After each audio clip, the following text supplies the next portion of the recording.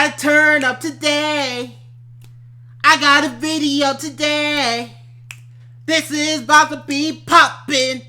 What's up, everybody? It's your boy, Levon Kaysen, back at it again with another video. Today we're going to be talking about Series S specs, the Xbox Series S specs price, and it has been leaked. Microsoft, removing Xbox One on Microsoft Flight Simulator. And is Microsoft really pro-consumer? Now let's talk about it. Let's get into the topic right here. And I want this video to be shared out in the whole gaming community. I want you guys to share this video out. But anyways, as you can see here, these are, pretty much the Series X specs and the Series S specs. 12 teraflop, 4 teraflop. They're pretty much using the same CPU. They're pretty much using, GPU-wise is, downgraded to 20 CUs or whatever. It's using 10 gigabytes of GDDR6 RAM, while the Series X is using 16 gigabytes of GDDR6 RAM. And also, its performance targets. Now, this is the difference right here that I noticed right away, to me, is that the Series S is performance is aiming towards, 1440p to 60 frames per second, while the Series X is pretty much, going up to 4K 60 and I guess even 8K gaming. But let's be real, there ain't gonna be 8K games in the next generation, bro. Unless if they're indie games or something like that, maybe in 8K, I could kind of see that. But as far as these, big AAA games that set the world on fire, that has all these nice graphics and ray tracing and all this other stuff, I doubt it. I honestly doubt it. Storage is supposed to be, 1 terabyte. I think it might be the same thing on the Series S. It doesn't really say here. But I hope that it's the same thing, 1 terabyte SSD. I hope. Backwards compatibility, both of them can play, Xbox One games, Xbox 360 games, OG Xbox games, and also next-gen support, which means it'll be, playing the next-gen third-party games and, even the Series X exclusives or whatever. Now, the Series S is supposed to be the budget-friendly next-gen console, basically. Basically, it's for those people that just want to, play next-gen games but don't really care about 4K like that, or don't really care that the resolution might be downgraded or whatever. Like, this system right here, the Series S, this is for me. Now, people are wondering whether or not it'll include a disk drive or whatever. Well, it's not supposed to be including a disk drive, so if you want a disk drive, you kind of have to, save up your money and get a Series X if you want to watch those, 4K Blu-ray movies or even DVD movies or even regular Blu-ray movies or whatever. If you want that feature, then get the Series X. But if you don't care about, Blu-rays like that, or if you're like me who got a Xbox One X with a 4K Blu-ray player, and if you don't care about, playing your next-gen third-party games in 1080p or whatever, then get the Series S. That is what I'm going to be doing. If for me, honestly, as far as, this generation, as far as, what systems that I may get, it's going to be Series S, PS5, and whatever the Switch sequel will be. I'll probably get that too. But the first system that I'll probably get will be the Series S. Now, the interesting thing is going to be that price point. And as you can see here to the next topic, Xbox One S version 2 is supposed to be $299, the same as the current Xbox One S. Now, I am wondering, could this be the Series S? Could this be it? Because there's been rumors out there on Twitter and YouTube and the gaming industry that's been pretty much been saying that the Series S is supposed to be half of the Xbox Series X price point. Now, there's supposed to be rumors that Series X is supposed to be, $600, so 600 divided by 2 is 300. And the Series S, could be 300. Now, Could this be it? I'm hoping that is the case. But again, it's rumored. It's been leaked through Target. But I hope that it is $2.99 because I've been hearing that some people have been saying that it's supposed to be $3.99 or whatever. Like, no. Just let it go. It ain't gonna work out that well. The Series S at $3.99 ain't gonna work, bro. It is not going to work. It's just not going to work. $3.99, no. $3.50, that's steep, but maybe it could work at there. $300, definitely. $250, definitely. But at least, you want to know what one thing that I like? Is that the Series S will probably be able to run Flight Simulator. Now,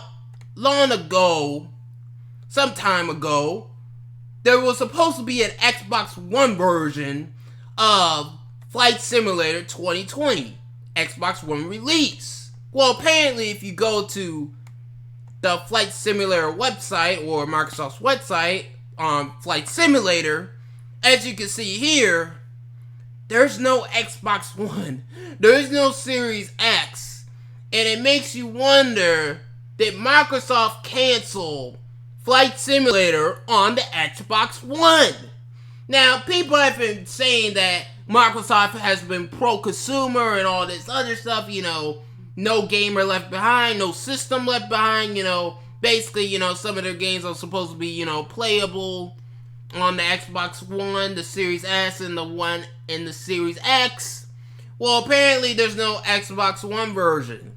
Or, as of right now, the Series X version. Now, Flight Simulator will probably come on the Series X and the Series S. But as far as for Xbox One owners go, no. Unless, xCloud comes out or something like that, then maybe that might be the case. But as far as, natively goes, no. And it makes me wonder, is Microsoft being anti-consumer? Is Microsoft making a false narrative? Because people have been saying, in this gaming community that Microsoft is pro-consumer while Sony is anti-consumer, right? Really, in reality, when you really think about it, Sony is doing what they've been doing traditionally. Putting in new features and controllers is very common. While yes, it would be nice that the PS4 controller could be used on the DualShock 5, but, I would rather honestly want to know about those new DualSense features. I want to know how that DualSense controller works. I would be curious of how the new controller works. When the Wii came out, you were curious on how this Wiimote worked. You weren't thinking to yourself, I can't use my GameCube controller on a lot of the Wii games. We didn't think about this crap. We didn't. We just thought, hey, let's see what this Wiimote can really do. That is what all we were thinking about.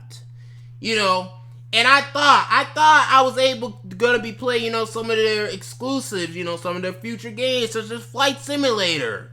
Or, Fable on the Xbox One X. But that won't be the case anymore. And you know what, Phil Spencer? You got me. You got me, Phil Spencer. You got me.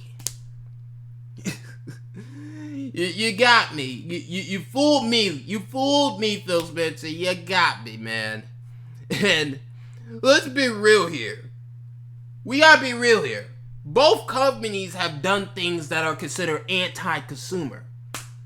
Like, for example, Sony having you pay for online on in the PS4 era. Like, that wasn't cool.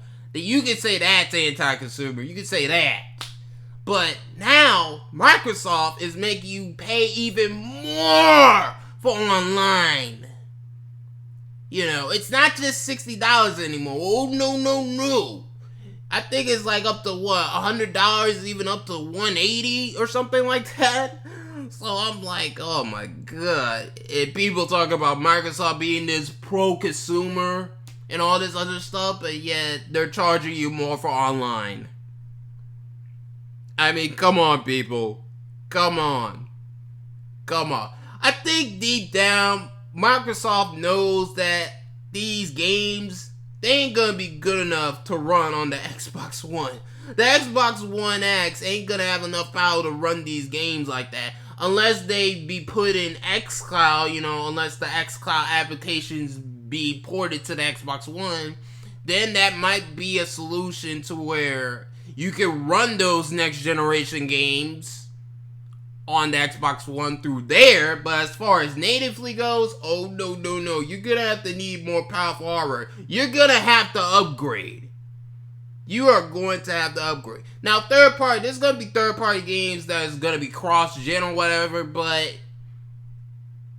as far as Sony and Microsoft goes, there's a decent, a lot of their games are pretty much going to have you have to buy their new system. You guys noticed lately, Microsoft has been removing games. They've been removing the Xbox One version. They just been having, Series X and Windows 10 version. That's all they pretty much been having. So, deep down, you're gonna have to buy a next-gen system. Eventually. Nothing more, nothing less. Now, I think I've been rambling long enough. But, yeah. Thank you guys for watching. Hit that notification bell. Hit that like button.